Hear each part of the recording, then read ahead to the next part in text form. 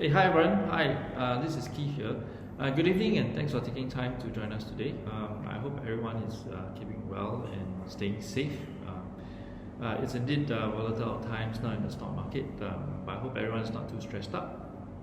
So we keep this session light-hearted and casual. I'm the co-founder of RealVantage. Together with me is my colleague Mark Ho. Quick introduction about ourselves. I've been in the real estate fund management business for the last 20 years.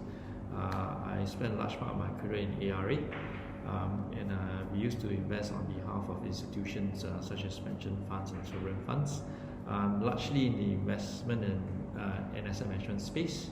I'll let Mark talk about himself. Okay, so hi everyone. Similar to Keith, I've also been pretty much in the real estate private equity space. So besides investments, I've actually spent a significant proportion of my career in research and strategy as well, advising the funds how they should invest through the cycles. All right, now let's jump into the webinar. All right, for today we're going to cover 4 parts. The first is I give a quick introduction about the platform and the team. Next, we'll jump into the impact of the virus and its implications on the real estate sector. And third, we'll give you our outlook and our investment strategy. And finally, we'll cover a Q&A section. So please feel free to post your questions. You just do those on your phones, you just do a swipe right. There will be a section that pops up for you to post your questions. Please feel free to post your questions. We'll take them at the end of the day. All right, let's start. Okay. Firstly, what is RealVantage all about? RealVantage is essentially an online real estate platform that allows investors to invest in offshore real estate. How we do it is very different. First, we allow fractional ownership. So this allows you to come in with a smaller investment quantum, and you can invest across different sectors, different countries, and different types of assets. Next, RealVantage acts as your real estate fund manager. We'll do the acquisition of the asset, we'll asset manage throughout the investment period, and the end of it, we'll divest the asset on your behalf. So we do all the heavy lifting, so you don't really have to worry about it, right? Next, more importantly, we pride ourselves in providing what we call quality investment grade deals. These are what we call institutional quality deals that provide what we believe will provide you better risk-adjusted returns. Okay. Let me highlight 2 key benefits we bring. Number 1 is diversification. In real estate, we sincerely believe that diversification is the best way to manage your downside risk. So we offer you diversification in the following ways. Number 1, you can decide on the amount to invest in each deal. So our minimum investment is as small as 25,000. Next, you can actually decide on the sectors to go into. It could be retail, residential, office, or industrial. Third, you can decide on the countries you want to invest in. It could be Australia, UK, or even the US. And fourth, you decide on the amount of risk you want to take. Right. I'll talk about this later in the next slide. Next, we believe this platform allows you to access deals that you don't normally get. So there are many ways to invest in real estate across the value chain and across the capital structure.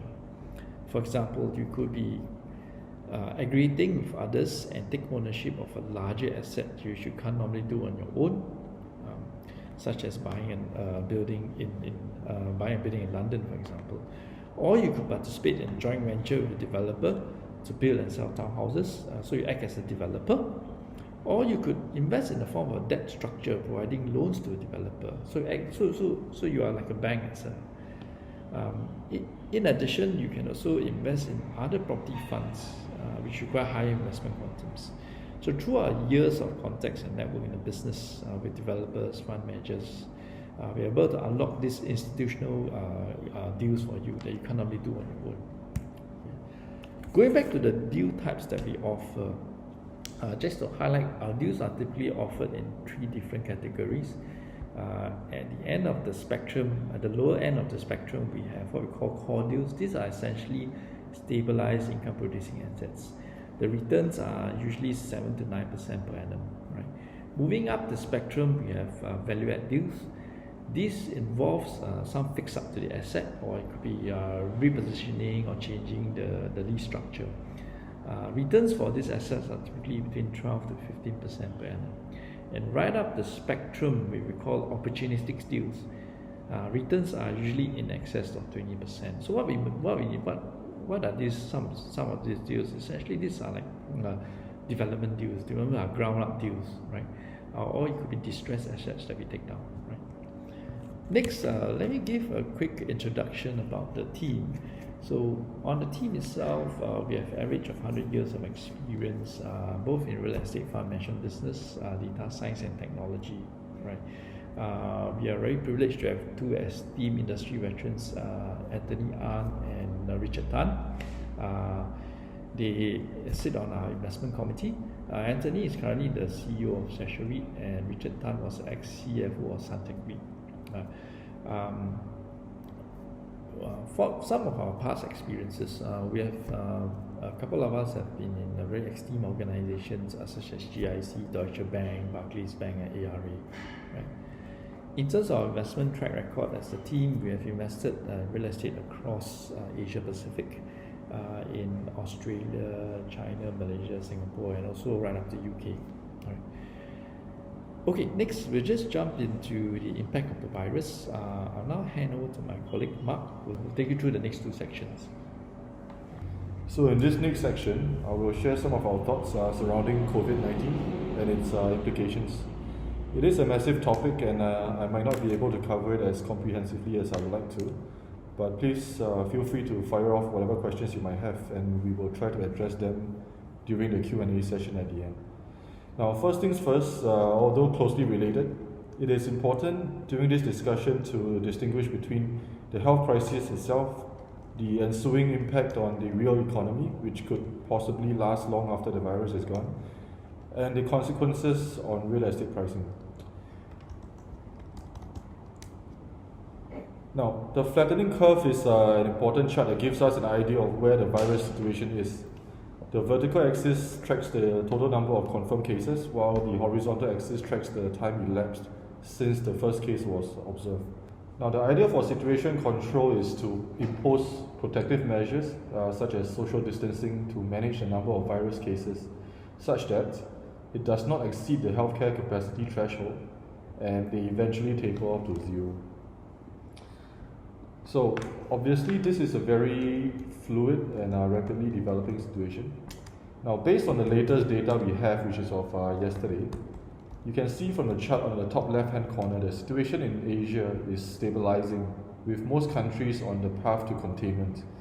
In fact, China just announced yesterday that the lockdown in Wuhan, the ground zero of the pandemic, will be lifted on April 8th, marking a very significant milestone in the battle against the outbreak.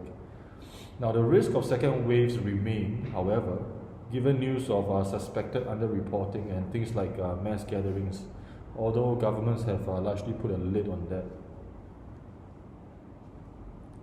As you can see from the chart in the top right-hand corner, Europe remains some way from getting a handle on things, but the situation has evolved encouragingly, with most countries leaning more towards the right side of the flattening curve. Hopefully, we see more pronounced infection points in the near future. In the US, the unabated growth trajectory of virus cases is a source of major concern for us. For perspective, the US accounts for 16% of global demand, and the consumption sector itself is larger than the entire GDP of China. So we can be certain that repercussions on global economy will be more severe than it already is if this situation does not get under control soon. Now, we don't want to talk about the political things here, but from an investor viewpoint, very thankfully, many state governments, including some of the largest and most populous states like California, New York, New Jersey, Massachusetts, Michigan, have already taken strong measures to control the situation. Now, there is a good chance that the number of cases in the US will surpass all other countries, but we are optimistic that the effects from containment measures would show up in the data soon. Australia remains on a steep growth trajectory, doubling cases every 3+ days. But we remain optimistic given the relatively small number of cases, as well as the swift and aggressive actions taken so far by the government to get things under control. In fact, measures in Australia have been even more draconian than in Singapore.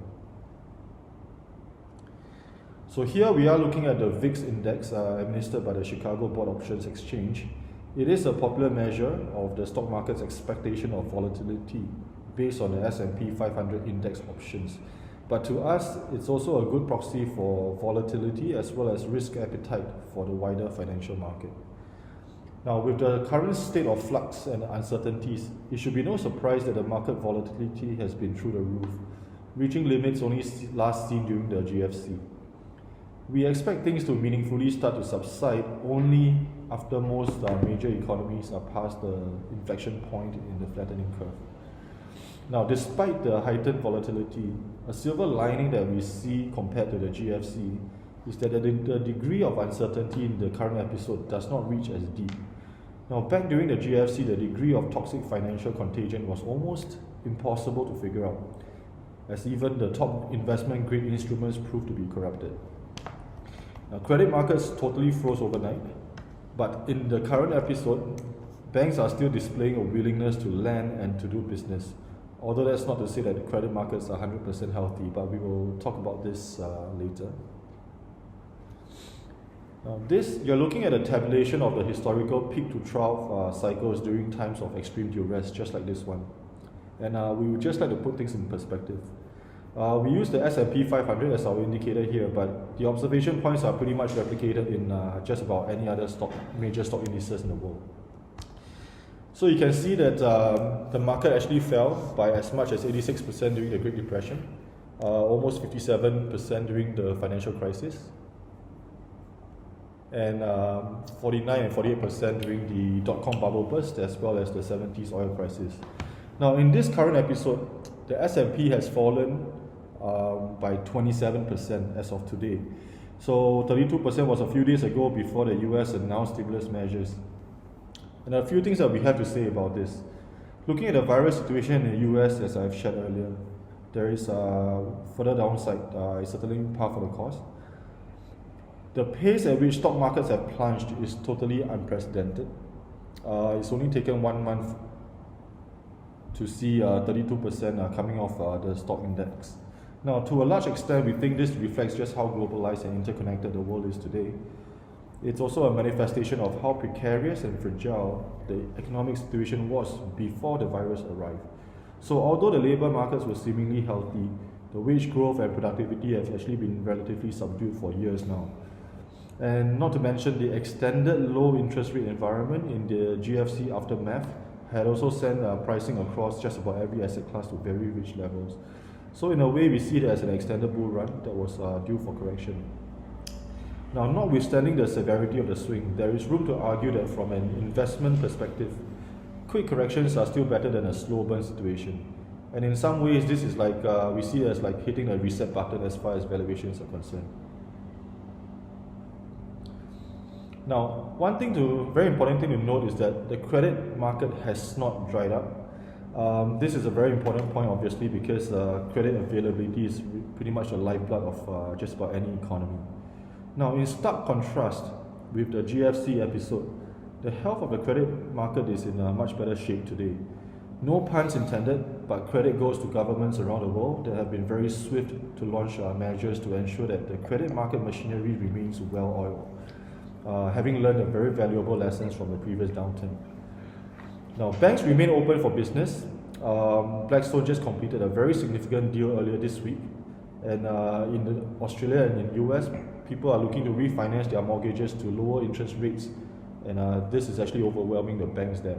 Now, yet, we do not expect credit availability and pricing to be uniform throughout. Areas of the economy deemed particularly vulnerable have already experienced withdrawal of credit.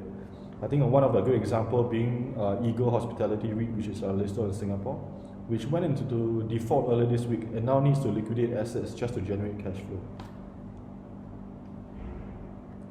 Now, to have some sense of the impact to the real economy, we have to look at China, given that they were the first to enter a lockdown. So for the month of Jan and Feb period, compared to a year before, industrial output have declined 13.5%. FAI, fixed asset investment, have come down 24.5%, and retail sales have tumbled 20.5%. So China is now only struggling to get back to work after the lockdown.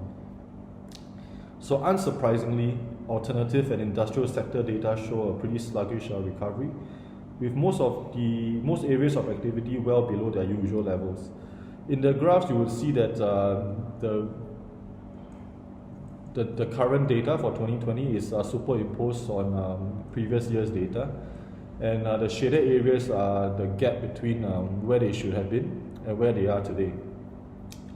So the data shows that the economy is pretty much operating at levels that are about 20 to 25% below where they normally should be. And putting things in perspective, China, being a single political party country, was able to get a handle on the situation relatively early. So a bigger concern for other slower reacting capitalist countries could be that by the time they come out of lockdown, the economies could very well reset to levels even less than 75% of where they were before the virus arrived. And without external help, businesses may no longer be there and people find themselves having no jobs to return to. As it is, jobless claims in the US are already through the roof, and the Treasury Secretary is predicting that unemployment could reach 20%. So to avert such an economic crisis, you can see from the map here that since the start of the year, central banks around the world were very quick to slash policy interest rates. And in addition to the monetary measures, governments globally have kicked into action to roll out fiscal stimulus packages, many of which are at never-seen-before scales. A historic 2 trillion stimulus deal was just cleared in the US yesterday. And earlier today, Singapore just unveiled an unprecedented plan worth 48 billion to combat the economic fallout. And along with Singapore's previous measures, the total sticker price of Singapore's fiscal boost now stands at 55 billion, which is about 11% of our GDP. So, just to summarize, governments around the world are pretty much taking a whatever it takes, hold nothing back, hammer approach to preventing an economic collapse. And we expect the coordinated chorus of supporting the economy at all costs from governments worldwide, in addition to the lower for much longer interest rate scenario and the massive creation of new liquidity, to combine to create a cocktail that will see the investment market diverge and run far ahead of the actual recovery of the real economy going forward. So just to put things in perspective, this graph shows the US GDP at constant prices superimposed on US commercial property prices. Now, in the last downturn, the real economy shrank over a 1-year period, while US commercial property prices were in a downward spiral for 2 years before they went on a very strong bull run where they more than doubled their value since 2009. So taking into consideration the discussion earlier, we expect the real estate down cycle this time round to be much shorter, and already some institutional investors have lined themselves up to take advantage of current market dislocations and opportunities. Carlyle has moved swiftly forward to put together a massive $2.3 billion Japan fund just to chase coronavirus opportunities. The Japanese pension fund, POBA, has committed $120 million to build-to-rent single-family housing strategy in the US. All right, thanks Mark for the update. All right, now we go on to the last segment of today's presentation, our risk outlook and investment strategies. But before we start this segment, I'd just like to say that really don't have much data to work on. This is really drawing on past experiences and how we see things panning out, right? Okay, first up, the billion-dollar question: will there be a global recession? I think this question is probably have already been answered by many folks, right? I've highlighted a few of them right here. IMF said there's a major financial crisis. Morgan Stanley obviously says that the base case is a global recession, right? And OECD chief just yesterday came out and said the economic hit will be felt for a long time to come, right? So given what we see right here, the answer is most probably there will be a global recession, right? So what does it mean to us, right? And what does it mean to all of us? Now, first thing, the economic impact will certainly be significant without a doubt. That's how we feel. There will be major slowdowns in businesses, in trade, right? And obviously the economies will go into recession, right? Now, how does this filter down into the real estate market? Right? When economic activity is slow, the effect on real estate does take a while before you feel it, right? But the severity on each market really depends on how well each government deals with it. Like Mark mentioned earlier in his slides, many governments has taken a very strong approach. Singapore, for example, they came out with $55 billion package to help the economy. So it really depends on each market. Now, without a doubt, real estate demand will certainly slow. And what does that mean? Vacancies will start to rise and rents will start to contract. When these two things happen, obviously capital values will start to fall, without doubt, right? And what's going to happen to the investment climate? Firstly, transaction volumes will slow significantly. Why? Firstly, buyers and sellers will start to step back and take stock. In terms of buyers, they'll start to re-examine their underwriting assumptions. Is it the right time to go in? Or those that they have already been negotiating, probably it's time to reprice their existing deals, right? For the sellers are the ones that are really difficult. What is the exit strategy at this point of time? Do they hold on to their assets? Or do they cut losses and sell now, right? These are really difficult questions. So there will be a flux where a situation where there are no, probably transaction volumes will slow to a grind because buyers and sellers will wait and see how the dust will settle. Now, without a doubt, we are very sure that yields and capital values will be rebased. What we mean by rebased, quite simply, they will start to come off, right? As we see from the last cycle and what we just happened just last month, there were record levels achieved in key cities. Sydney, for example, CBD office buildings were transacting at close to 25,000 per square meter. Singapore offices were transacting close to 3,000 per square foot. Without a doubt, we are sure that the capital values will start to come off, right? Now, so with all this in mind, how do we approach the markets? I'll let Mark now talk about the approach we're going to take. So our go-to strategy in general going forward is we will be targeting core and core plus strategies. This means that we will be targeting assets in very prime locations and also, more importantly, underwritten by very strong tenancy covenants. And we know that early on all the governments are coming through with very strong stimulus packages, but we think it's going to take quite a while before the impact actually filters through to the real economy. So the strategy here is to bank on very highly visible income streams in the near term, such that by the time we exit or dispose, we will be catching the market at a very strong recovery phase. Internally, what we will be doing is we are tightening up our underwriting standards. We will be stress testing a lot of scenarios to ensure that we actually check out in the event that the economy turns for the worst. In terms of the use of leverage, it's a double-edged sword. We will be ensuring that the deals will have solid interest coverage ratios, and also we will be very careful with our growth assumptions and cap rates. Now, in terms of the sectors-wise, it is no longer easy for us to say we are bullish on one particular sector because going forward, I think the theme we will be focusing on is segmentation. So even within the office sector itself, we expect to see a flight to quality trend playing out over the next 2 years at least, whereby vacancy rates are expected to go up in the key markets as some of the smaller businesses fail to continue. And in place of that, rents will be coming down and we expect most of the tenants to then gravitate towards the better located locations. So our prime targets would then be the key cities like London, Sydney and Melbourne, and we will be a lot more cautious approaching the more peripheral commercial locations. Now, for the retail sector, we will also be very sensitive to the segment that we will be targeting.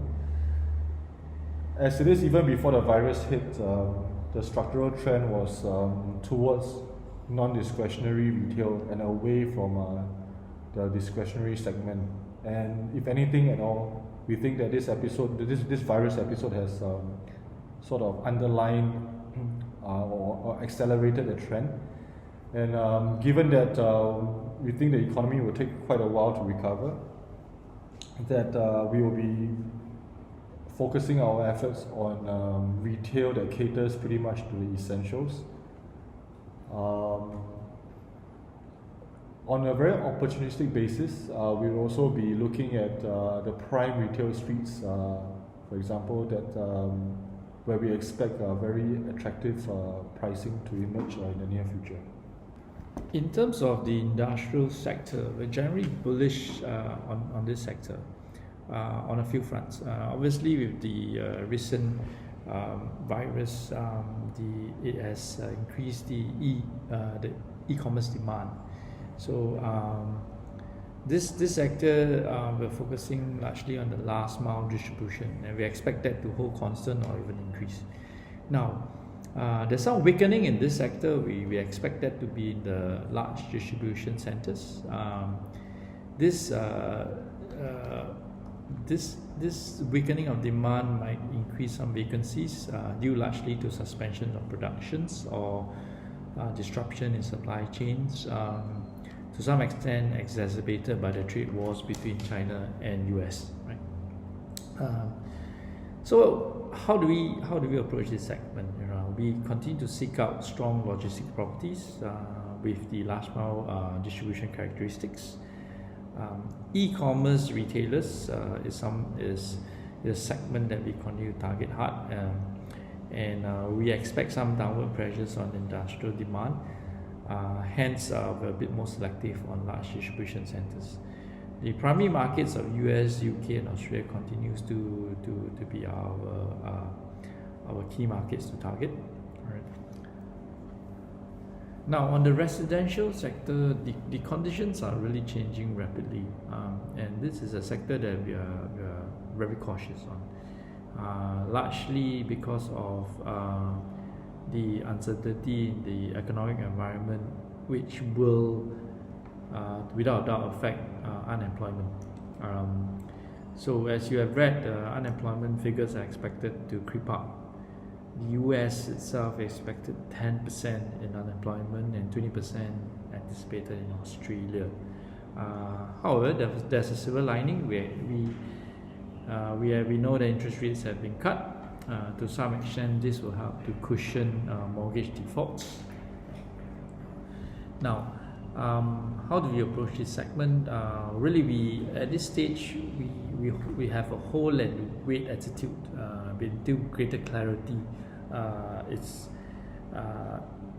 greater clarity emerges in terms of how the economy will pan out. We are obviously selectively looking at very prime residential assets, but this must offer a strong discount to historical values. All right, now just to conclude the viewpoints that we just shared. Firstly, definitely the recession, given the huge amount of stimulus package that we have seen, we think that recession is likely to be short-lived. In the last global financial crisis, US dished out $780 billion of stimulus packages, but now they dished out $1.8 trillion. We think the recession will be short-lived. However, the impact on the economy and the growth of the economy will take some years before it comes back up. Well, how will this impact real estate? Certainly, without a doubt, we are sure that there will be a negative impact on real estate markets. How pronounced depends on each market, and it really depends on how well the government contain the virus and stimulate the economy. Well, what this means for us is we think there's certainly buying opportunities, and assets itself, asset prices will be rebased without a doubt, and that means it's a good time to look at investments to buy, right? But as a start, as it stands right now, we're still early days on the economic impact, hence we will go defensive. We look at core and prime assets. Selectively, if there's a strong value proposition in terms of value add opportunities, certainly it's something that we do look out for, but we will not play in this sector or in this segment until we are pretty certain how the economic conditions are. Now, we do look at also alternative asset classes that are well aligned with the trends that's happening in, for example, data centers, senior living, and healthcare. But end of it all, are we able to catch the lowest point in the market? The answer is no, we can't. Right? It really depends at what point you catch it. So we urge our investors, real estate investing, to always take a mid to long term investment horizon. You need to look at it from a 3-year to 5-year horizon. But this time of the market where we see right now, we think there's definitely buying opportunities, and they will start to emerge. Given the weakness of the economy, prices will start coming off. But nevertheless, you need to stay the course, either 3 years or 5 years. That's how we look at it. All right. Thanks so much, everyone, for taking your time.